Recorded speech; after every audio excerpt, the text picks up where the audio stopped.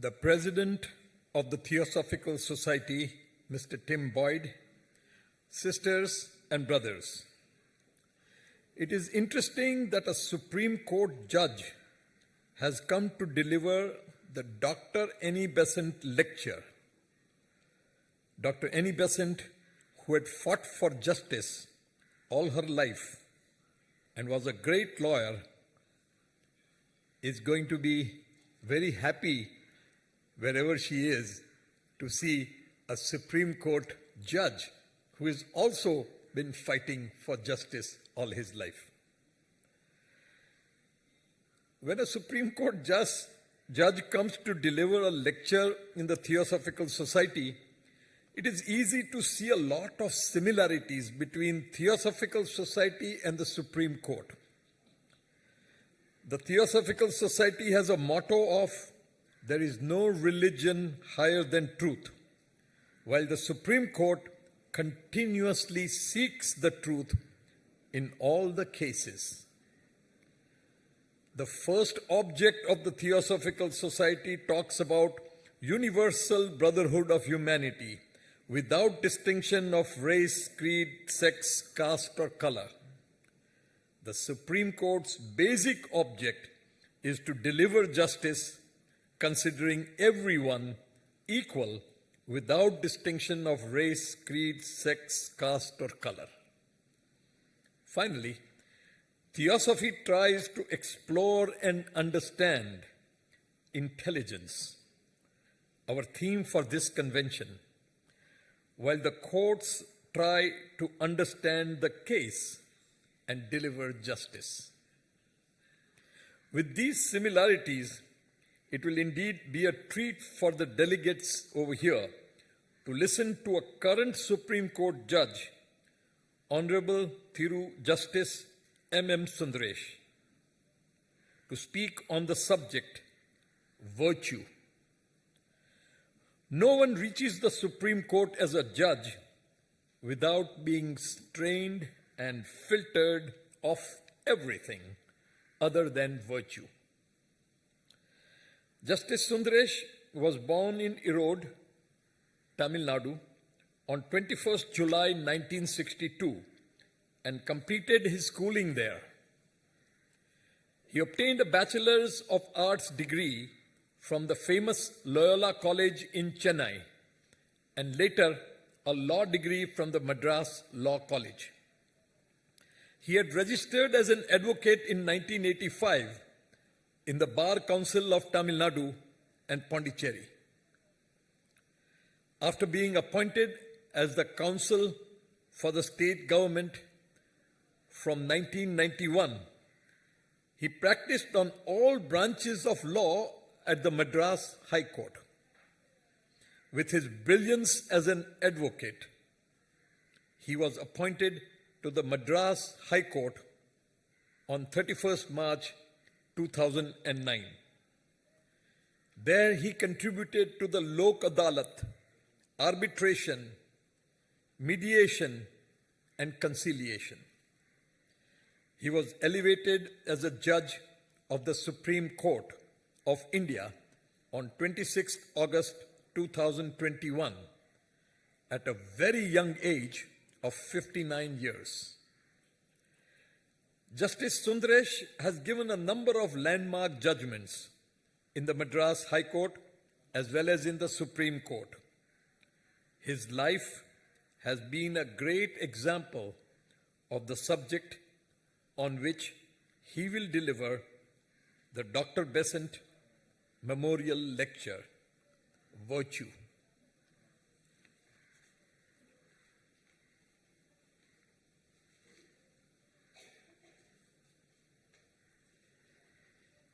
Good afternoon, everybody.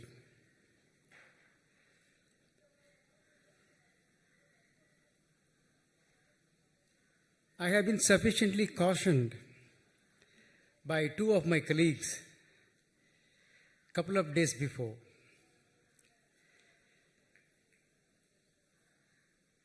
They told me that prepare well because you're going to address an audience which is of high caliber and knowledge.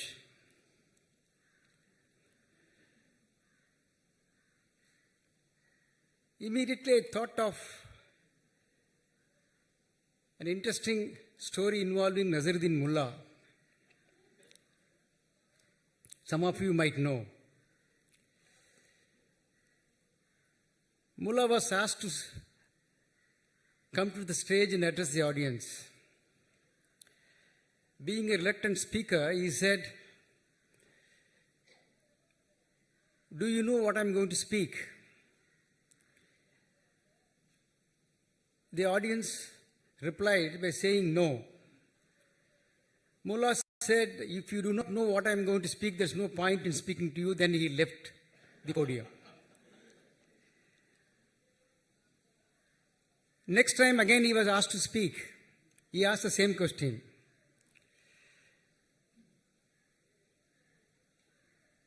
Having become smarter, the audience said, "We know what you are going to speak." Mullah said, "If you know what I am going to speak, there's no point in speaking to you." Third occasion came, and same question was asked. Now this time, half of the audience said, "We don't know what you are going to speak," while the others said, "We know what you are going to speak." Mullah said, "Then those who do not know what I am going to speak can hear it from the others who know." But then one of my colleagues gave me the way out. He told me, "You better go with a prepared speech."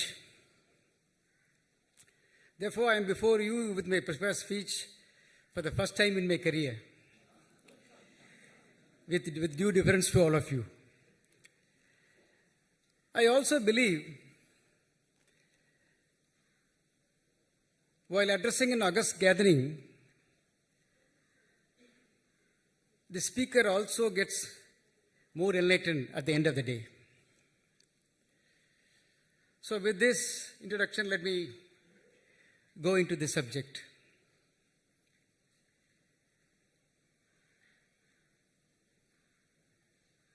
I am indeed honored by the kind invitation extended by Mrs. Theosophical Society to address all of you. I believe that when an identity is lost, a race is destroyed, taking along with it its cultural ethos and values. It is not the race that suffers, but the humanity as a whole.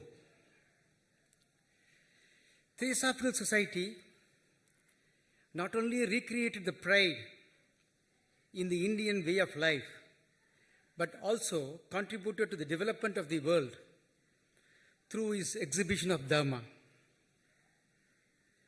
At times, it requires a third party to reinvent and rejuvenate one's own culture. Dr. Annie Besant is more Indian than anybody else. She not only restored the vision of ancient India, but created space for its leadership.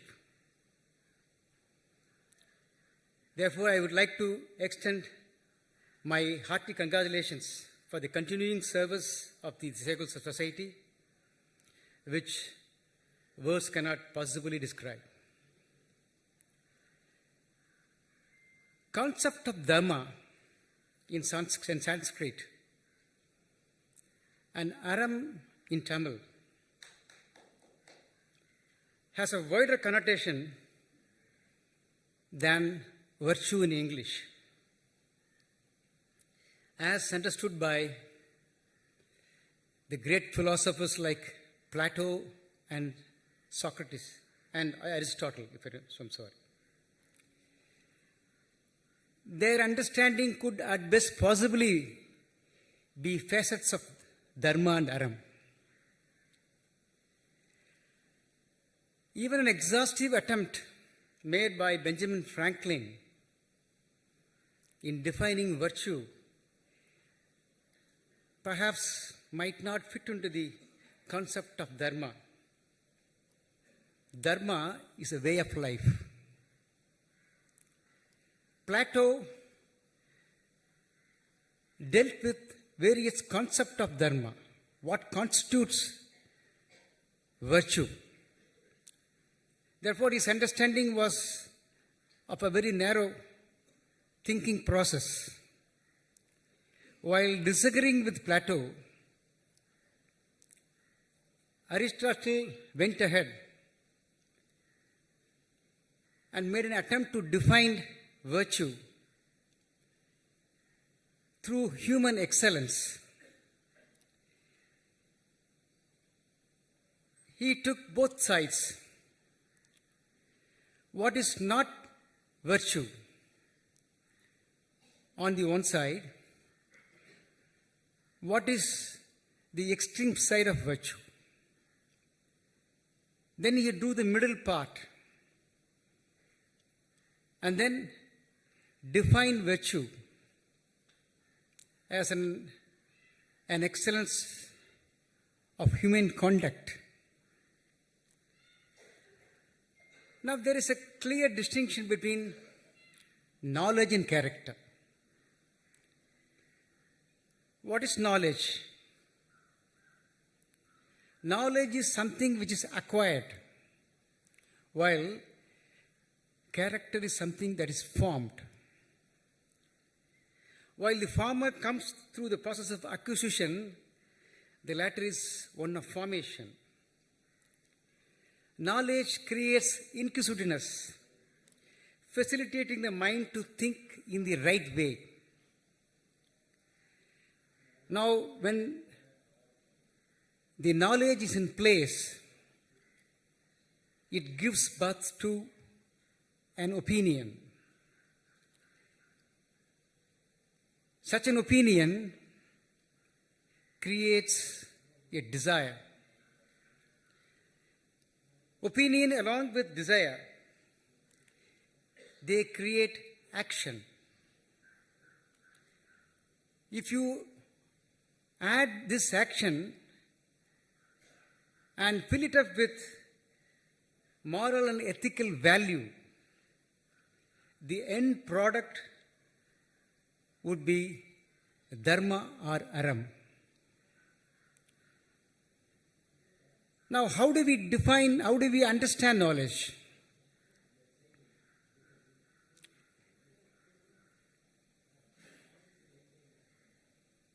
How do we acquire knowledge? It can be acquired through different ways. By experience, one can acquire. By the teaching of others, by reading books. There has to be a combination of character and knowledge. Let me give you an example to show having the correct knowledge would create virtue. This is not a story, but real happening, which I very often used to quote in most of my speeches. I do not wish to be more philosophical because I believe it is better to convey the meaning rather than exhibiting one's own intellectual ability. In a sleepy village in Bihar, there was an woodcutter by name Dasaras Mansi.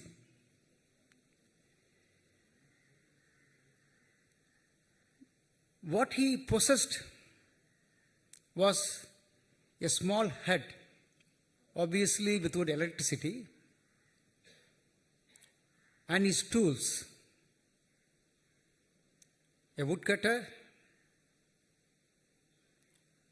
along with other instruments for cutting wood.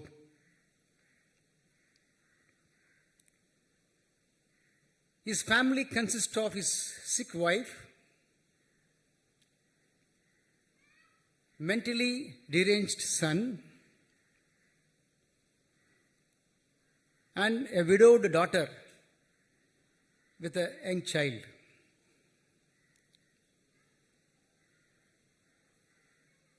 After finishing his work, he was returning back to his home where he saw his wife full of sorrow and agony.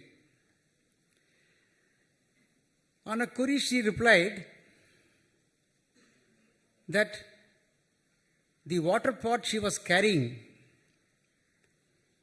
by crossing the nearby mountain, as she had to take water from the next village,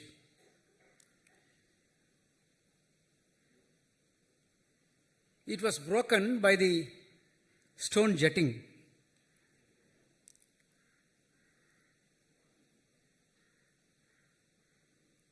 Mansi spent his entire night thinking about the incident. Next day, he took his crowbar and pickaxe and walked towards the mountain. Villagers, out of curiosity, asked him, "What are you doing?" He told them, "I'm going to the mountain to create a road connecting both villages." He was ridiculed and laughed at. Relentlessly, Mansi went on with his job for 22 continuous years. After 22 years, he created a path connecting both the villages. Within 3 years of his effort, his sick wife passed away.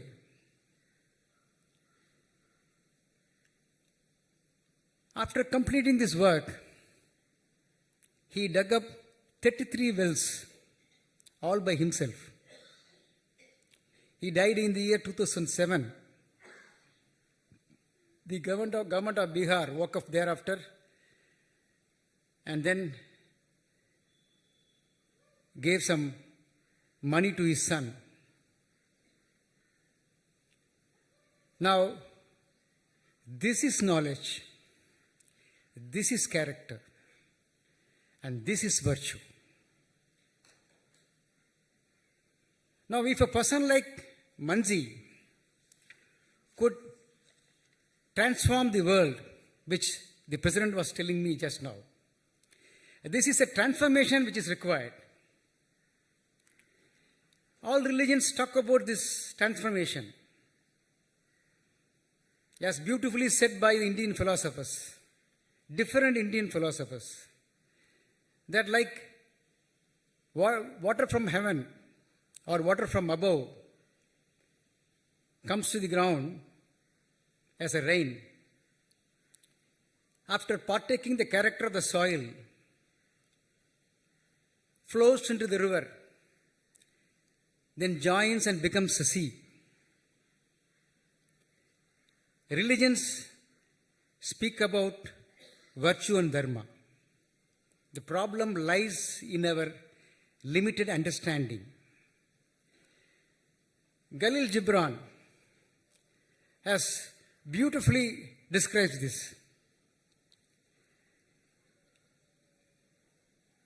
He just transforms himself into a river water. The water shudders when it is flowing towards the sea, worrying that it is no longer going to be the part of the river, and therefore it will be consumed by the sea. And then it dawned upon it that it is actually becoming sea. This is the wisdom created by knowledge. That is exactly what we are requiring. Virtue in Indian philosophy has got many facets. Being a way of life, it is not confined to a particular activity. Therefore, in every human activity, one is expected to show the characteristics of virtue, be it in a family, relationship, a vocation, administration, and war. It is inbuilt in every human contact, meant to be followed among all other living beings, including plants and trees. If man is endowed with 6 senses, it is his primary duty to take care of other living beings, which all of you are doing by learning to share. This quality of an individual assumes more importance than any other character which he could possibly acquire. Now, what Dharma says is that what you possess is not meant to be used by you alone. It has to be shared. It's like a fruit yielding tea. The tree does not take the fruit, but it facilitates fruits to be shared by all other living beings. Indian philosophy says it is a bounden duty of a human being to share what he has with every other living being. It does not confine itself to humans alone. Now, if you apply this principle, then we can certainly create a better world.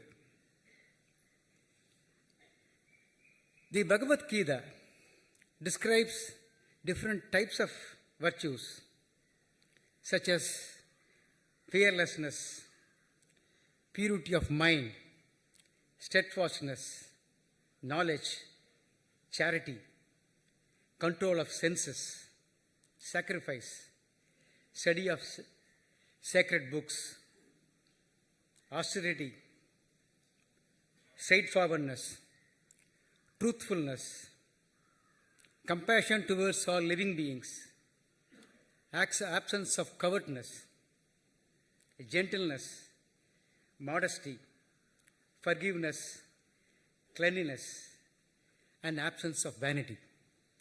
Therefore, all these characters put together constitute virtue. Unless one acquires these ingredients constituting virtue, a good deed will not attain its desired result.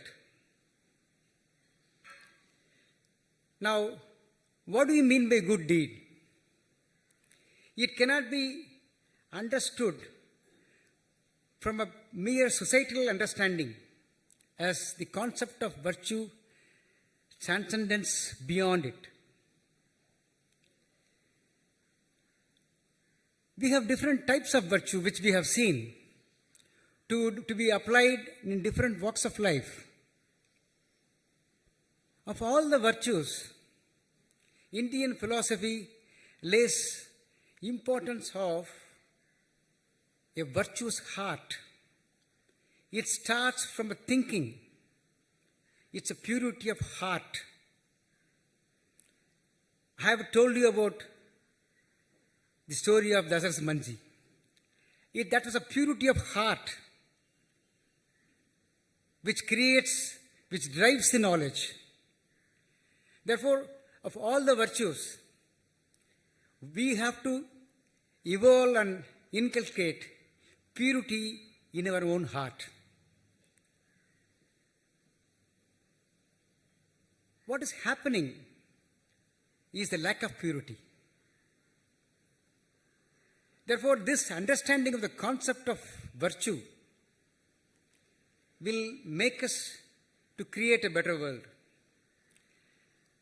On this principle, let me give you two stories.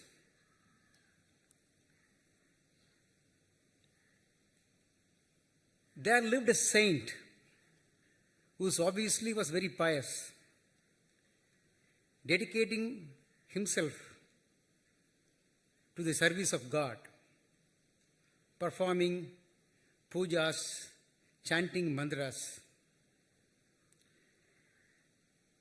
Nearer to his place of residence, there also lived a good-hearted woman whose profession was prostitution. This lady was thinking of all the facets of virtue and being a noble one, she was contributing to the betterment of others to that extent that even involving herself in her profession, she was thinking about goodness and the feet of Lord. On the contrary, the saint, while performing pujas and chanting mantras, was closeted with the feeling, what would the lady be doing? So his mind was fully occupied with the lady. Therefore, he was not associating himself either with the God or with the facets of virtue. After they died, he was surprised to see her in heaven while he was struggling to get an entry.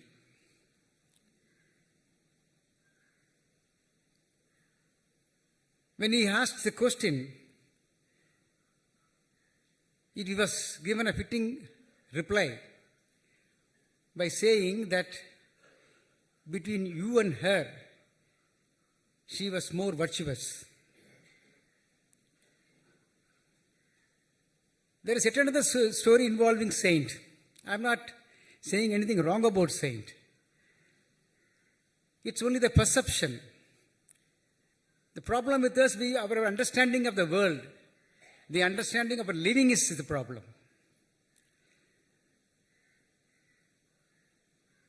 A young lady was struggling to cross a river which was in spate. She requested the saint, who was an excellent swimmer, to help her to cross the river, as she had to urgently go to the other end.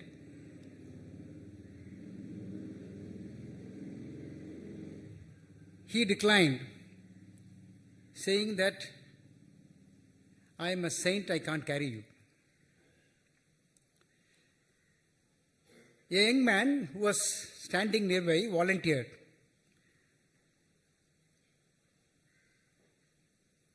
She took her and dropped her on the other side. The saint met the young man after a couple of days. Out of curiosity, he asked the young man, what did you do with the pretty girl? The young man said, what do you mean? He said, no, you carried her. What did you do? He said, I dropped her 2 days back. Unfortunately, you still carry her. This is carrying something, carrying the elements of virtue in our own mind is what is of utmost importance.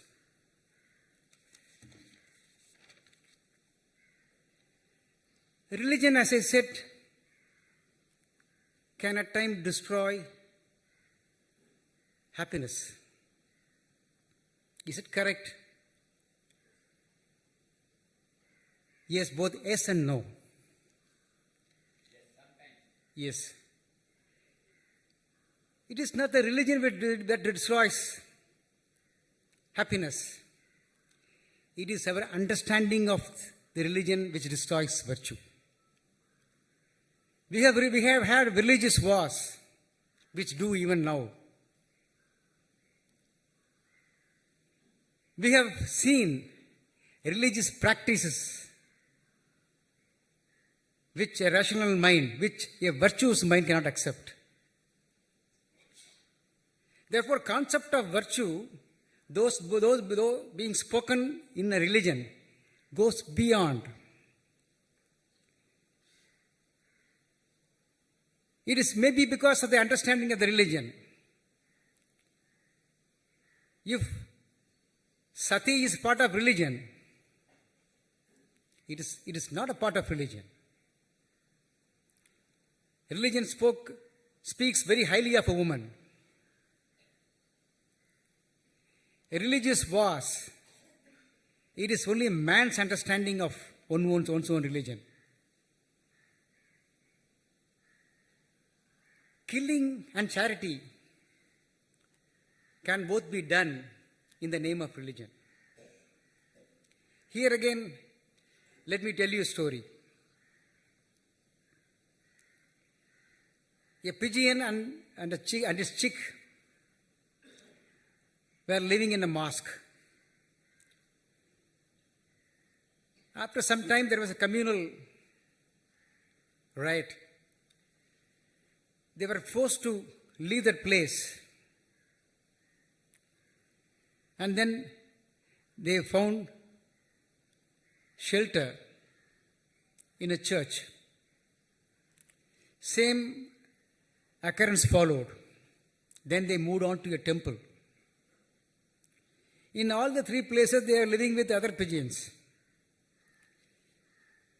The chick asked the mother on the reason for such happening. Mother, wherever we go, we live in peace with others. But why don't the human beings do the same thing? The mother said, we believe in harmony as we do not have any religion. That is the reason why we stay over and above them. Understanding virtue from a restricted vision is a serious cause of concern. The world suffers for the lack of virtue from those who can impact. Greed, arrogance, and aggression, being enemies of virtues, determine decisions and actions. Nationalism and regionalism without virtue or against humanity. Any form of power should be subject to virtue. This is exactly what is happening on ground.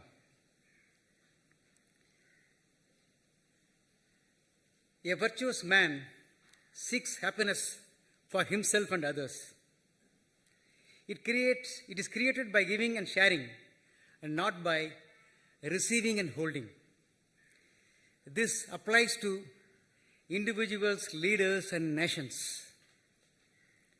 It is this happiness which connects the world, and the provider gets connected to the God. God is happy when he sees happiness created through good deeds. Unlimited possession is a burden which destroys happiness. Indian philosophy speaks about this concept at length. Saint Cyril aptly puts that one should create happiness with compassion and charity, as possession being temporary is meant to be lost. Possession being temporary is obviously meant to be lost. You create happiness to someone else And that feeling of that person creates happiness in you. It is said that it is written in the tomb of Alexander the Great, if you can call him great, that here lies the man to whom the world was not enough.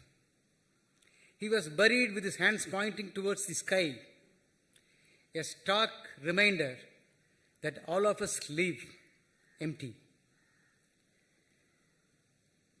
Love and happiness are the eternal concept driving Dharma. Through the set concept, one could see the constant reiteration in most of the thinkings of the Indian philosophers, and also remnants can be seen both in Holy Quran and Bible. Emperor Akbar had a doubt. It's about God. One of his close friends was by name Dadu. Emperor asked Dadu,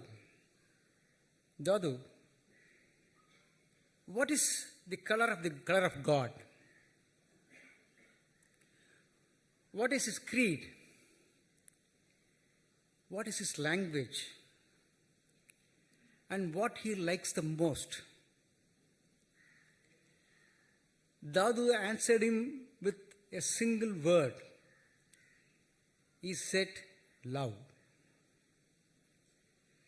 We do not understand the power of love, which a great mind like that of Einstein understood beautifully.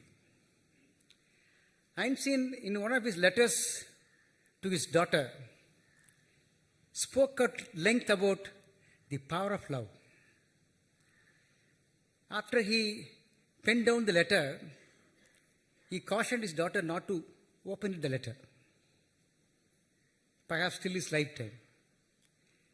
When she opened it and found out what was written, she found to her astonishment that he did say that love is more powerful than atom. I'm just thinking, why did he say that?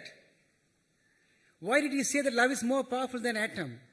It can create happiness, it can create a better environment, but also it can destroy, both ways. Indian philosophy beautifully deals with it.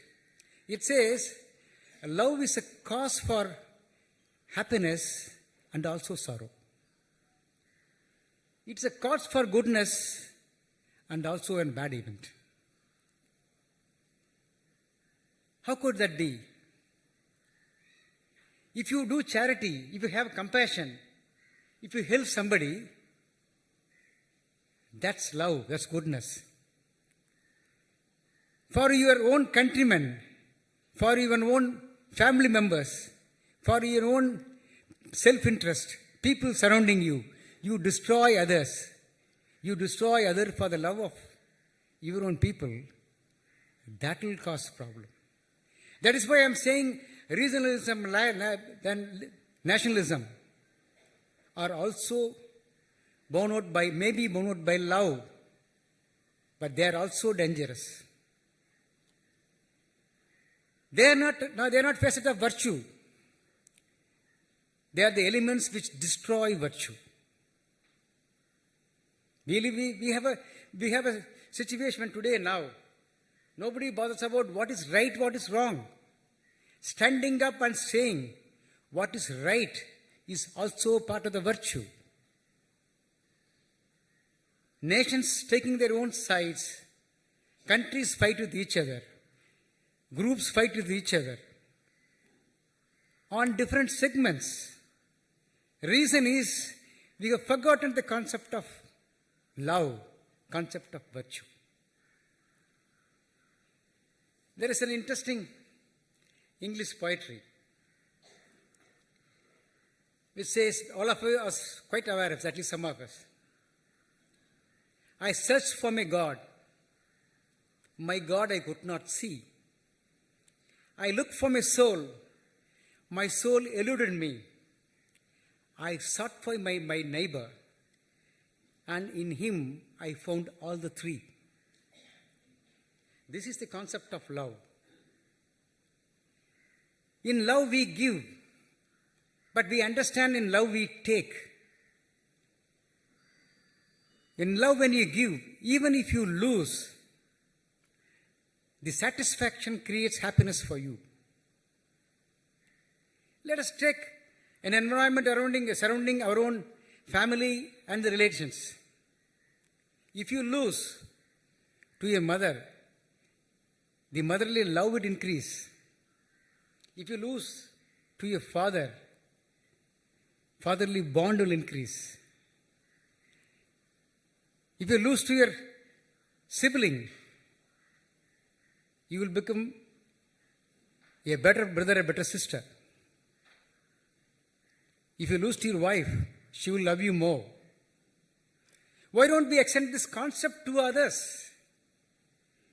When we say we are losing, we cannot look at it by way of a conflict. It's by way of a cooperation. You give in more, get more satisfaction. And that's a payment you get for facilitating somebody.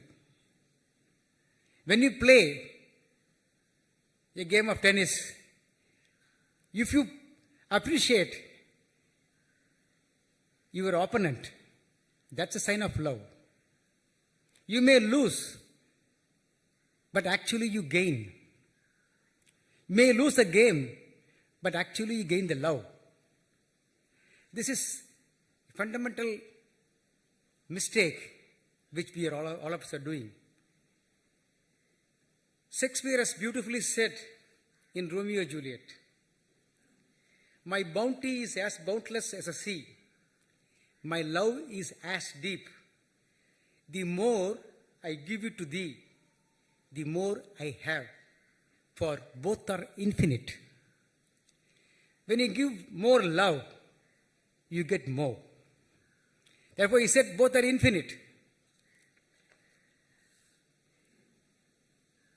In one of the Sangam literatures, in Purananuru, there is an interesting conversation between the king and the poet. The king was asking the poet,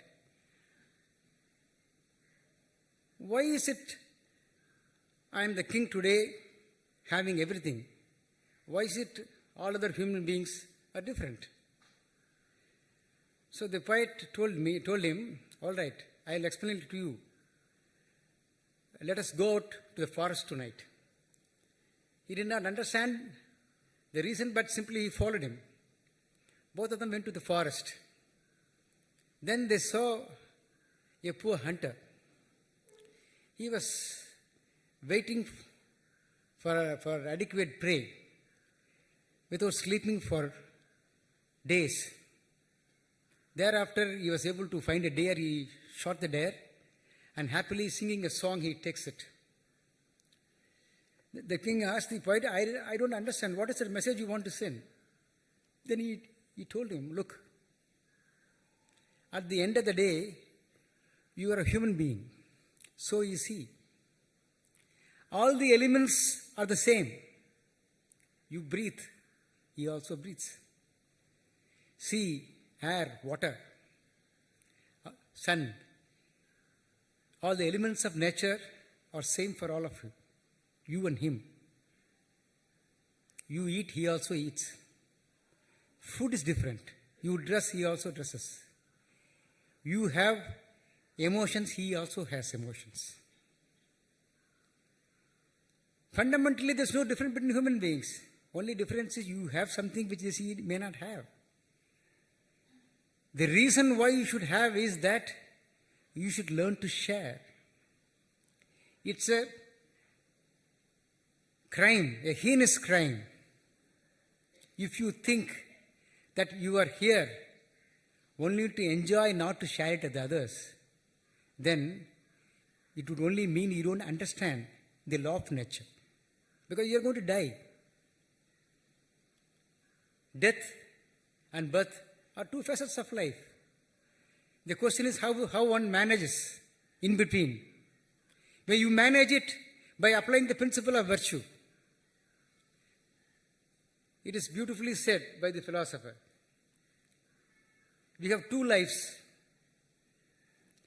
and the second one starts when we realize we have only one. And that realization doesn't come to most of us. Once we have that realization, then it will have the effect of changing the entire world.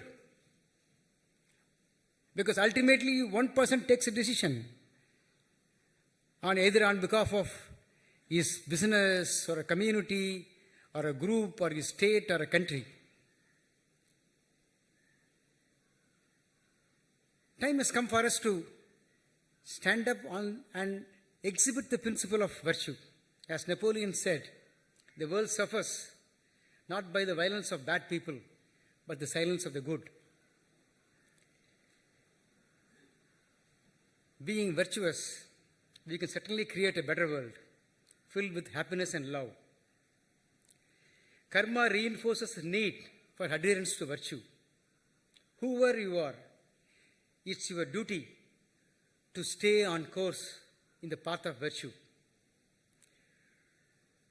As beautifully said by Sayyid Tirunal and Rumi, such a person lives even after his mortal disappearance in the heart of others. Rumi has beautifully said, when you are dead, seek for the resting place, not in the earth, but in the heart of men. Let us all make an endeavor to try to live in the heart of others after we depart. Thank you very much for giving this opportunity.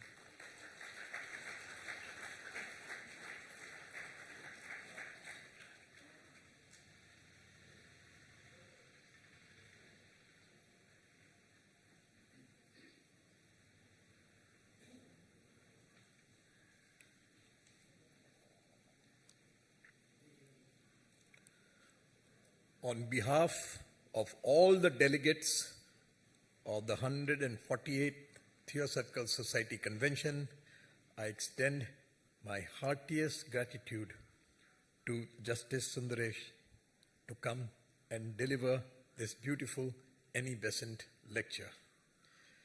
They said that everything that Any Besant did was always the best. Now I understood today that Any Besant lectures are always the best also.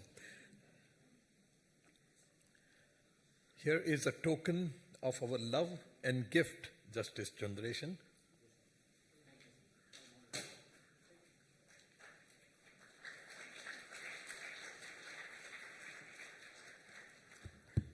This session is closed.